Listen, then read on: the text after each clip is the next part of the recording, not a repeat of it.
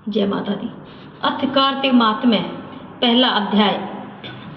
नैमिषारण्य तीर्थ में श्री सूत जी महाराज 88,000 शौनकादिक ऋषियों से बोले, अब मैं आपके सामने कार्तिक माहात्म्य की श्रेष्ठ कथा कहता हूँ, जिसे सुनकर मनुष्य सब प्रकार के पापों से छूटकर बैकुंठ को प्राप्त कर लेता है। सूत जी ने कहा, श्री कृष्ण जी से आज्ञा लेकर नारद जी के चले जाने पर सत्यभामा प्रसन्न होकर श्री कृष्ण से बोली, हे नाथ, मेरा जीवन सफल हो गया। मेरे माता पिता भी धन्य हैं, जो आपकी 16,000 रानियों में मैं अत्यधिक प्यारी हुई। मैंने वह कल्पवृक्ष आदि आपके साथ नारद जी को विधि पूर्वक दान में दे दिया, परंतु वही कल्पवृक्ष मेरे घर में सदा लहराया करता है, जिसकी बात को मृत्युलोक में कोई भी स्त्री नहीं जानती है।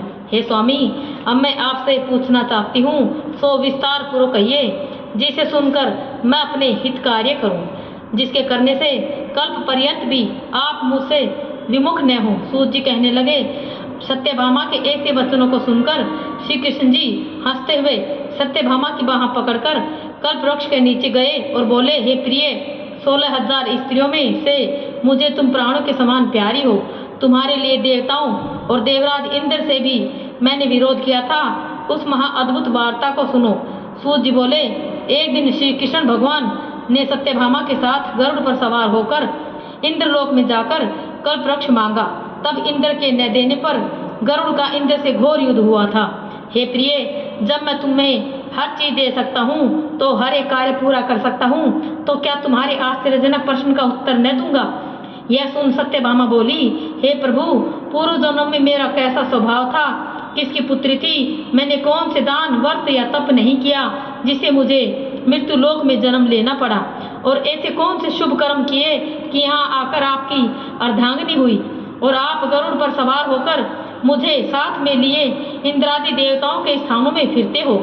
तब भगवान बोले, हे कांते, तुम पूर्व जन्म में किसकी पुत्री थी, कौन से पुण्य और व्रताधिक तथा शुभ कार्य तुमने किए थे, वह सब कहता हूँ। पूर्व समय में सतयुग के अंत में मायापुर में अत्रि गोत्र में वेदों और यज्ञों का जानने वाला देव शर्मा नाम का ब्राह्मण रहता था। वह रोज अतिथियों की सेवा, हवन और सूर्य भगवान की पूजा किया करता था, इसलिए सूर्य की तरह तेजस्वी था।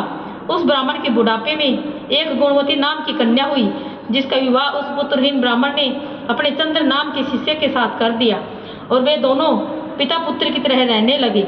एक समय वे दोनों कुशा और समिधा लेने के लिए वन में हिमालय की तलहटी में जा पहुँचे, तो उन्होंने एक राक्षस को अपनी तरफ आते देखा, जिसके भय से उनके शरीर स्थिर हो गए और उनमें भागने की शक्ति भी नहीं रही। तब राक्षस ने दोनों को मार डाला।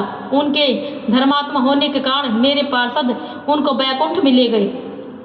क्योंकि उन्होंने आजीवन सूर्य की पूजा की थी, इसलिए मैं दोनों पर अति प्रसन्न हुआ।